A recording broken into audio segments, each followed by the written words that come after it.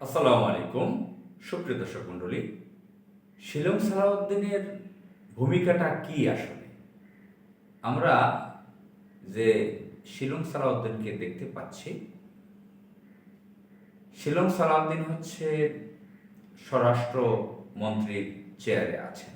স্বরাষ্ট্রমন্ত্রীর পদ তিনি পেয়েছেন। সালাউদ্দিন আহমদ তার নাম। সে যোগাযোগ প্রতিমন্ত্রী ছিল 2001 থেকে 6, কয়েকবার এমপি ছিল, সরকারি আমলা ছিল। আমরা তার রহস্যজনক আহ, যে গুমের ঘটনা আমরা জানি। 9 বছর ভারতে ছিল। তো বলা হয়ে থাকে গুম, কিন্তু তিনি একটা রিসোর্টে ছিলেন। সেখানে মদের বার ছিল, নারী ছিল।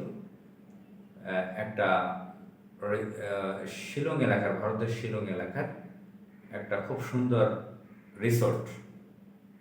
সেখানে ভারতীয় প্রশিক্ষণে ছিলেন, ভারতের গোয়েন্দা সংস্থার প্রশিক্ষণে ছিলেন বলে আমরা জানি।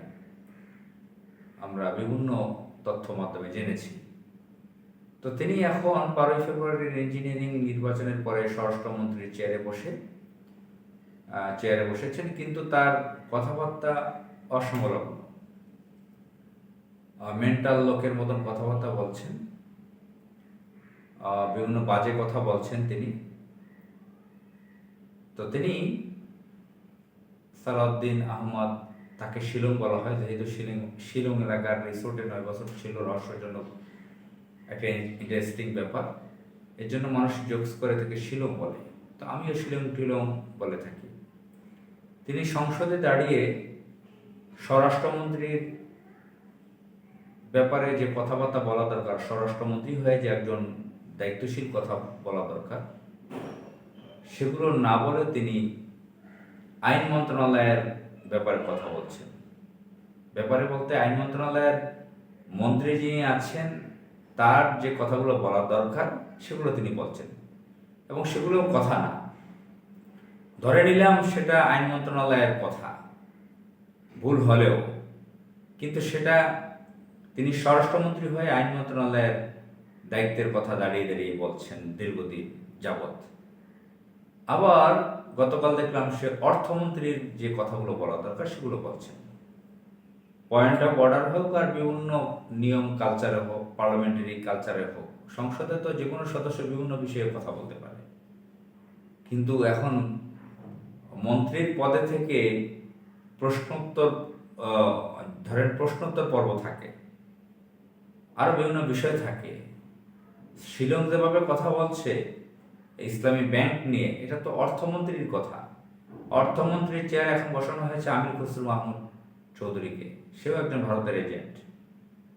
তো অর্থমন্ত্রীর দায়িত্বের যে ব্যক্তি, সে এটা ব্যাখ্যা দেবে ইসলামী ব্যাংক নিয়ে কথা বলবে, একটি প্রাইভেট ব্যাংক বাংলাদেশের। অন্যদিকে আইন মন্ত্রণালয়ের ব্যাপারটা তো বললামই।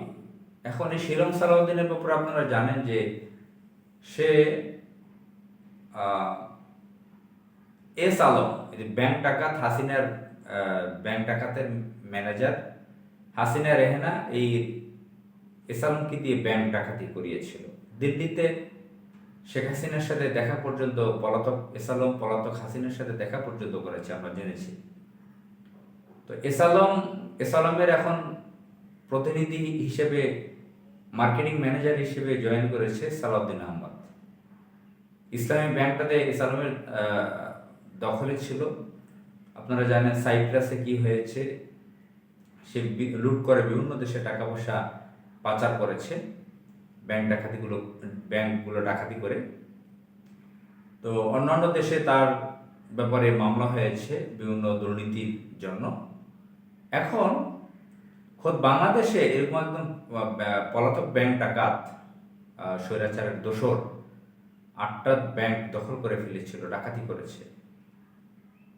এখন স্বরাষ্ট্রমন্ত্রীর চেয়ারে থেকে সেই এস আলমের পক্ষে এসে মার্কেটিং করতেছে সংসদে। তাও আবার এই ব্যাংকটাকে বিএনপি ইঞ্জিনিয়ারিং সরকার দখল করে ফেলেছে।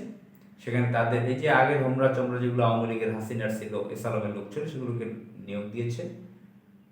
এখন এস আলমের সম্পূর্ণ নিয়ন্ত্রণে আনতে চায় এই ইসলামী ব্যাংক। কে আনতে চায়? মার্কেটিং করছে কে? স্বরাষ্ট্রমন্ত্রীর চেয়ারে থাকা সালাউদ্দিন আহমদ ছিল।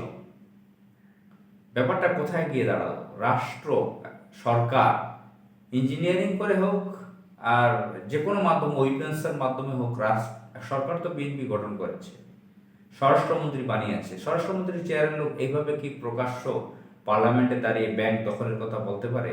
তার কথাবার্তা তো ব্যাংক দখলের কথাই চলে আসে। তো ইসলামী ব্যাংকের ইতিহাস আপনারা জানেন, কে তৈরি করেছে, কারা গ্রাহক, কিভাবে চলে, আবুল বারাকাত কে সেটাও জানেন।